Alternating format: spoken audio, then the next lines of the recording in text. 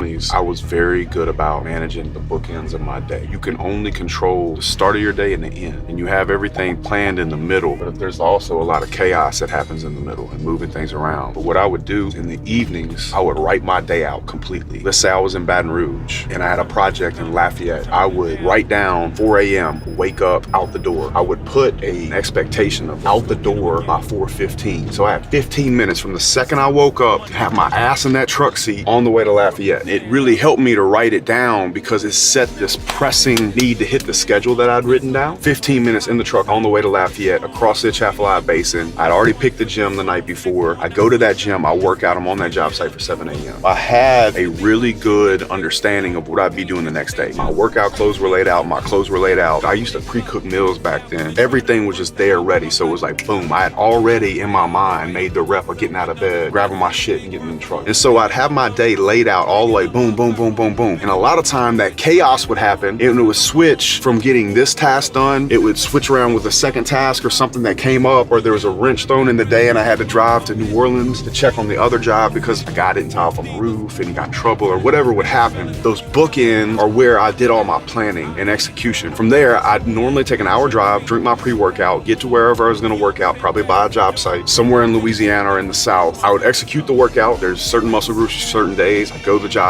I'd handle any estimates I had it all planned. I'd get that stuff done. Anything I didn't get done, I'd push over to the next day, and then it would go in the evening block where I was doing all my planning. It gets shoved into the next day and I'd finish said task that was left on the list. In regards to hanging out with people, I felt completely fulfilled in this stage of my life. As I do now, it's a different schedule. I was so focused on what I wanted to achieve and what I thought I could achieve by building this business that I didn't put a whole lot of time or thought into feeling any kind of loss or feeling like, oh, I didn't have a social life, so it wasn't a good situation. I never felt that way. A lot of people talk about discipline and the sacrifice. Yeah, I had a lot of discipline and I worked really hard, but I didn't feel like I was sacrificing and missing out because I knew all those fucking motherfuckers that were getting drunk all weekend were gonna wish they were me. If I'm being 100% honest, I imagine they do right now. So I never had this feeling of loss. I'm like, oh, I need friends. Dude, if you think you're missing out by not going to like social hour, you're a pussy. You need to get your shit together, bro. You need to find something you can get excited about. It's probably even a better thing to say because really, man, I never felt like I was missing out. I felt like I had nothing but opportunity in front of me and I was trying to seize it. As far as women go, bro, if you're in shape, building a business, making a little money and got any kind of swag, I'm sorry, dude, you're gonna trip over women. It's just a fact. So all this like worrying about going out and hustling up women, why don't you hustle on you and the women are just gonna come in front of you, bro. So no, I never had droughts when I was in my 20s. Even when I was broke, I didn't have droughts because I was on a mission, man. If you're on a mission and you're in shape and you take care of yourself a little bit, man, a girl's gonna see that, bro. She's just gonna want to be with you because too many dudes are clowns, bro. Don't worry about going out. Don't worry about missing out with your friends. I spent a lot of time with YouTubers, a lot of time with people that understood business. I was studying, I was reading books, I was listening to books, going from job site to job site. I would pick up women just in the grocery store. You know, like, look at this woman right here. Bet your ass, if I went in the grocery store, I could hit on this woman in line and get her number right fucking now.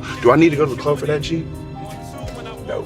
Plan your days out. Don't worry about chasing women. Women are gonna come to you. Work out, work on your business, work on your career. All that other shit's gonna fall into place. My 20s was a dream, man. I had a blast. It's a lot more fun to say, hey, I was on this job in fucking Florida. I met this girl at Publix and I had a girlfriend every time I went to my job site in Florida. And that's how I'd run it, man. So I had girlfriends everywhere. Everywhere there was a steel building going up, I had a fucking girlfriend. I don't know, cowboy. I don't know what your rodeo is, but I don't think you're missing out by not having a social life when you could be on your mission, just doing what the fuck you're supposed to do. You have women just coming to you unsolicited in most cases, or you ain't gotta say much. That's how I did it. I really enjoyed it, man. It was a good time. It was a lot of adventure, a lot of risk. I was trying to make money. I was scared. I thought I was gonna lose money. Sometimes I did. Sometimes I made a fuckload. So that's the game, man. That's what I did in my 20s. I love it. I wouldn't change it. Made me who I am now. It was really hard on me. I grew a lot from it. I'll tell you one thing I didn't have in my 20s though, because I was in Louisiana. All we had was Louisiana 9s, which are mostly 6s to everybody else. I didn't have things like the real world, let's say. If you are in 2023 right now, you can be in the real world working all day, where I had to be in Louisiana, crossing the fucking Atchafalaya Basin, and there was no women. But here in Miami, it's crawling with fucking women. If I had it to do again, if the real world existed, I could have been out here building this big online business with 1/100th of the employees and probably the same amount of revenue. Then I could have went to the Publix in Miami, not the Walmart in Denham Springs, Louisiana. So everybody's seen the people from Walmart, bruh. If you ain't seen the women in Miami, you might want to get in the real world and come live here for a little while and make your money online, because this grocery store game, the grocery store game in Miami beats any club in Louisiana ever. There's more 10s in the Target in Midtown than there are in the state of Louisiana. Straight up, bro. Seriously, you go in Midtown Target right now, there's more small dogs and 10 out of 10s in Miami in the whole state of Louisiana, bro. Sorry, Louisiana.